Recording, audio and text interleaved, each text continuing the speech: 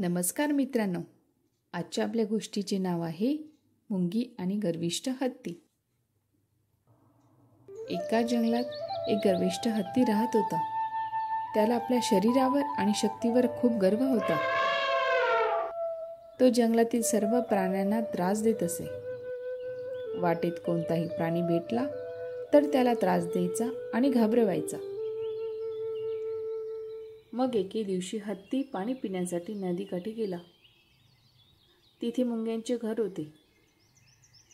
एक मुंगी स्वतःसाठी अन्न गोळा करत होती. हे पाहून हत्तीने विचारले की, ए मुंगी, तू काय करते आहे? यावर मुंगी म्हणाली, पावसाळा येण्याआधी स्वतःसाठी अन्न गोळा करत आहे, जेणेकरून पावसाळा कोणत्याही अडचणीशिवाय निघून जाईल. हे ऐकून हत्तीने आपल्या सोंडीत पाणी भरले आणि मुंगीवर ओतले. पाण्यामुळे मुंगीचे जेवण खराब झाले. हे पाहून मुंगीला खूप राग आला आणि मुंगी म्हणाली, तुला एक दिवशी धडा शिकवीन. तू काय मला धडा शिकवणार? इतकी छोटी मुंगी आहेस तू? तिने आपला हा बेत सर्व आपल्या सहकारी मुंग्यांना सांगितला. एकदा हत्ती झोपलेला होता. त्यावेळेस तिला एक युक्ती सुचली. मुंगी आणि तिच्या सहकारी मुंग्या हळूच हत्तीच्या सोंडेमध्ये शिरल्या. मग त्या सर्व मिळून हत्तीला चावू लागल्या. हत्तीला जाग आली. हत्ती अस्वस्थ झाला.